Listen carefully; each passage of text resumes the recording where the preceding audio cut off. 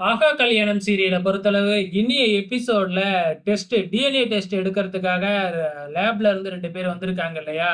கரெக்ட்டா சூர்யா வந்து டெஸ்ட்லாம் எடுக்க வேணாம். ஆமா, நீங்க யார் சொல்லி வந்தீங்க? அப்படின்னு சொல்லி விசாரிக்கும் பொழுது, நம்ம சித்ரா தேவி ஏற்பாடு பண்ண ஆளு தான் அப்படின்னு சூர்யாவுக்கு தெரிய வருது. இதுல என்ன தப்பு இருக்கு? நீயும் டெஸ்ட் எடுக்க ஏற்பாடு பண்ண மாட்டேங்கிற. எதா இருந்தாலும் கௌதம தானே எல்லாருமே சந்தேகப்பட்டுக்கிட்டு இருக்கிறாங்க. அதனால தான் நான் இந்த டிஎன்ஏ டெஸ்ட் ஏற்பாடு பண்ணியிருந்தேன் அப்படின்னு சொல்லி சொல்றாங்க. இப்ப எல்லாருமே வந்து பாத்தீங்கன்னா, டிஎன்ஏ டெஸ்ட் எடுத்தரலாம் அப்படின்னு சொல்லிக்கிட்டு இருக்காங்க. ஆனா சூர்யா இருந்துகிட்டு, இல்லவே இல்ல. நீங்க போங்க. சரோஜினி மேம் சொன்ன ஆளுங்க வந்ததுக்கு அப்புறம் எடுத்துக்கலாம் அப்படின்னு சொல்லி பார்க்குறாங்க. ஆனா நம்ம மகா இருந்துகிட்டு, அதையும் தான் நீங்க வர வேணாம்னு சொல்லிட்டீங்களே அப்படின்னு சொல்லிட்டு சொல்றாங்க. இப்ப எல்லாருக்குமே அதிர்ச்சியா இருக்கு. சூர்யா ஏன் இப்படி நடந்துக்கிறாப்ல அப்படின்னு சொல்லி எல்லாருக்குமே சந்தேகமா இருக்கு.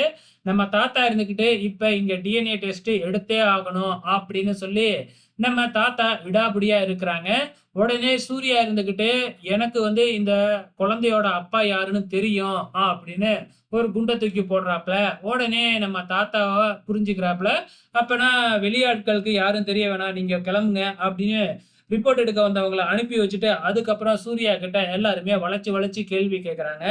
ஆரம்பத்துல நம்ம சூர்யா சொல்லவே முடியாது அப்படின்னு விடாப்பிடியா இருக்கிறாங்க.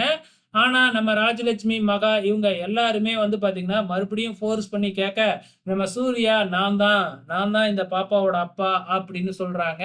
ஸோ எல்லாருக்குமே அதிர்ச்சியா இருக்கு. யாரையோ காப்பாத்துறாப்ல அப்படின்னு சூர்யா காப்பாத்துறாப்ல அப்படின்னு தான் நம்பி இருந்தாங்க. ஆனா இப்ப நான் தான் அப்படின்னு சூர்யா சொன்னதுனால ரொம்பவுமே அதிர்ச்சியா இருக்கு. ராஜலட்சுமியால இத நம்பவே முடியல. ஆனாலும் சூர்யா வந்து வேற எதுவுமே சொல்ல மாட்டேங்கிறாப்ல. ஸோ நாளைய எபிசோட்ல என்ன நடக்கப் போகுது அப்படிங்கிறத பொறுத்திருந்து பார்க்கலாம்.